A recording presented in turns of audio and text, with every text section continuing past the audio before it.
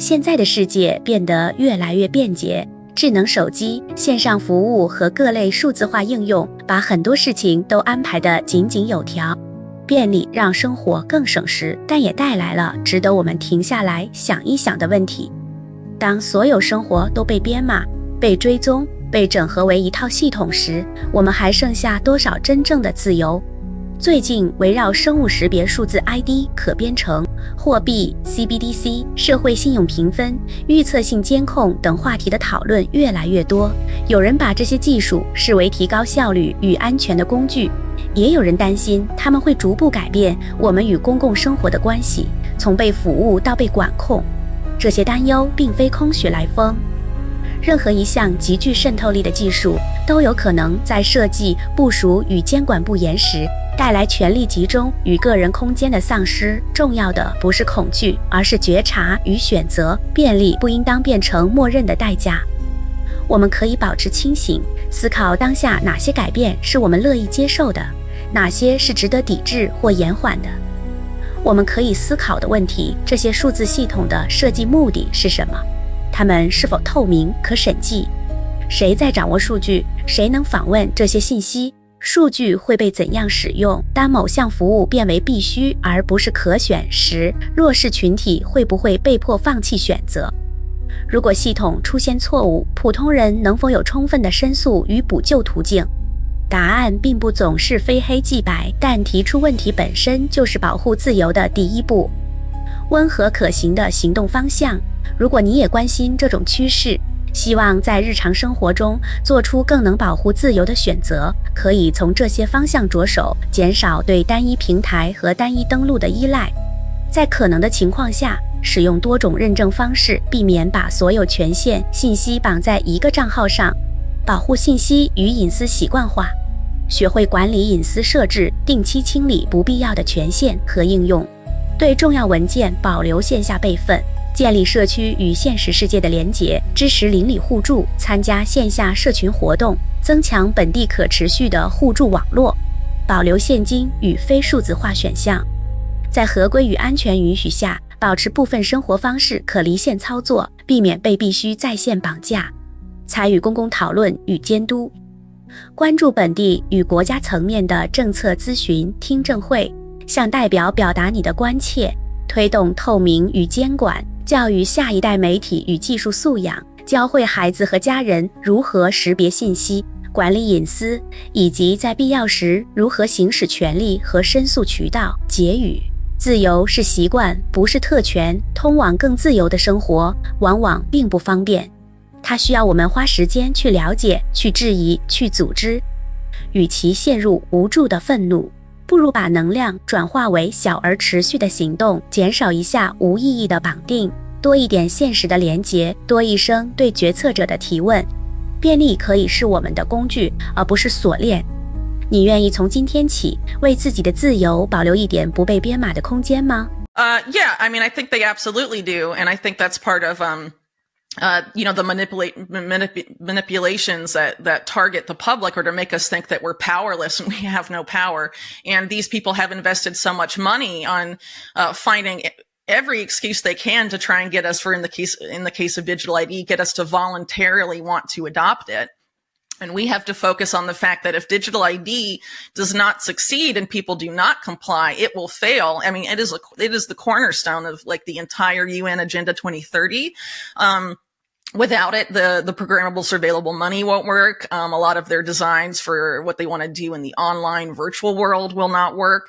And so much of it will not work if we do not comply with digital ID, and they're trying to force it on us as a voluntary thing, sort of in the same way that vaccine passports were voluntary, which is why I encourage people, if you want to change the direction the world is going, you need to figure out how you are going to set up your life so you don't have to comply with digital ID the same way, maybe if you were forced to comply with vaccine mandates and vaccine passports, how will you get around those type of restrictions when they try and impose, digital ID on people for various reasons?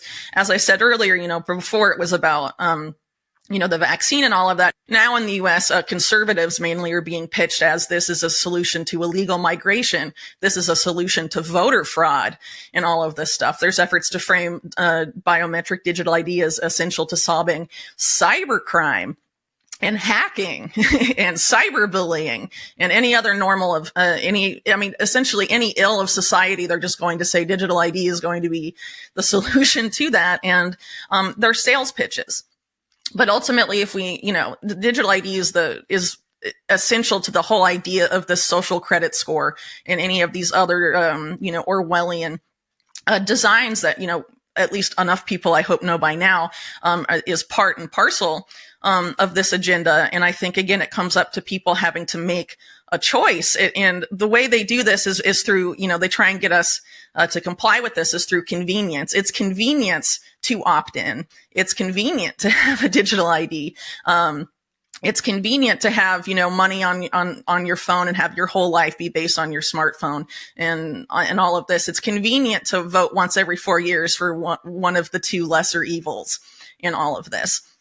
But really, it's the convenience that they're using to enslave us. And it's inconvenient to find ways to opt out of these systems and change your life so that you're more resilient and your life is actually sustainable for you and your family and your community. It's perhaps inconvenient to get off of the couch and off of the chair and go meet your neighbors physically and stop being on the online world so much, and making real human connections and real human solutions to the problems we're facing. Because, again, that's why during COVID, the lockdowns, I think, were a big part of it, to keep people isolated, to keep people from connecting and force people to feel like they could only connect with others through this virtual world that these people control.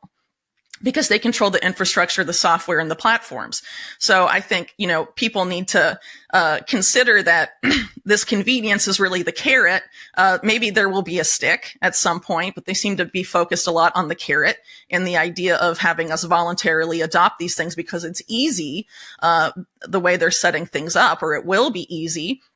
Or they'll frame it that way at least. But I think it's very important for people to realize that they have the power. Otherwise, they wouldn't be investing all this money to manipulate us and pitch us on this. And, I think it's important for people to think critically about what's being done. And I think, there's a lot of efforts to manipulate prominent voices in alternative media for the purpose of getting people who have realized these agendas during COVID, at least, or maybe before, to come back sort of into the fold and trust certain people that are selling these particular solutions under different metrics.